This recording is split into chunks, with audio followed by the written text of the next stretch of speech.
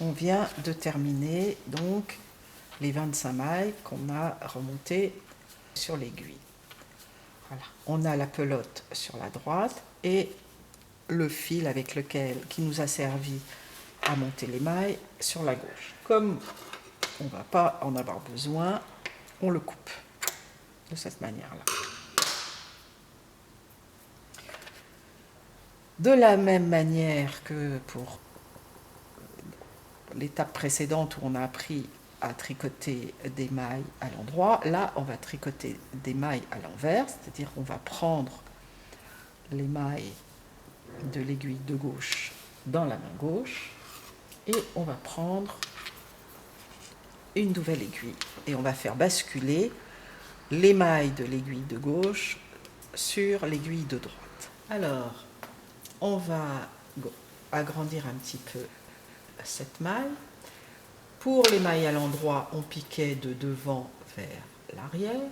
Pour les mailles à l'envers, on pique de l'arrière vers l'avant. De cette manière-là. Donc on a un croisement qui se trouve sur le devant et non sur l'arrière. On a toujours notre fil de droite, mais cette fois-ci, le fil va se trouver devant et on va commencer par le passer au croisement des deux aiguilles, derrière l'aiguille et puis devant. Donc il est bien au croisement des deux aiguilles et on va le faire ressortir grâce à la pointe de l'aiguille de droite à travers la maille. Il est sorti, il a formé une petite boucle sur l'aiguille de droite et cette boucle va devenir une maille sitôt qu'on l'aura libérée de l'aiguille de gauche, comme ceci. Et on tire un petit peu sur les fils pour la serrer. Alors, on pique dans la maille. On a le fil qui va être au croisement d'abord des deux aiguilles, donc derrière l'aiguille de droite et puis devant.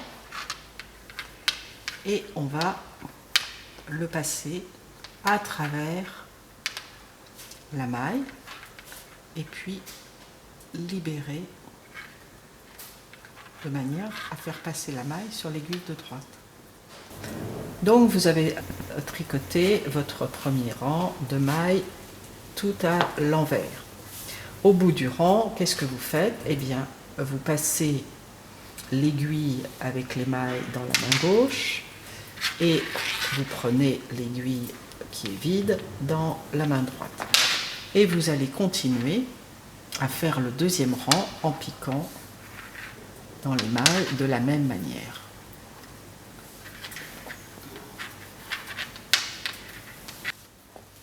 Et voilà, et vous tricotez votre rang avec des mailles envers. Et donc l'aiguille de droite se trouve sur le devant et non sur l'arrière de l'aiguille de gauche.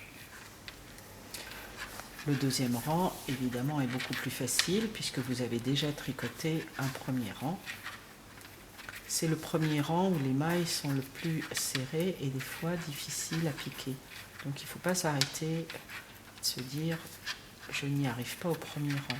Passez le premier rang et vous verrez que le tricot devient beaucoup plus souple. Tirez régulièrement du fil de manière à ne pas créer de tension au moment du tricot.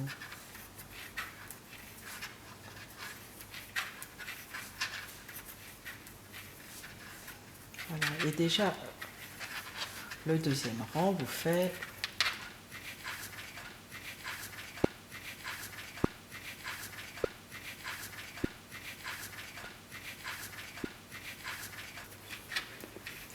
voilà, vous arrivez au bout du deuxième rang. Donc là, on a fini le deuxième rang et quand on retourne, on s'aperçoit qu'on a exactement la même chose. Donc on a fait 2 rangs de points à l'envers. Eh bien, la forme que ça prend, ça donne du point mousse. Si on tricote toujours les mêmes mailles à l'envers ou à l'endroit, eh bien on obtiendra du point mousse. Le point mousse, c'est une succession de rangs exactement du même côté.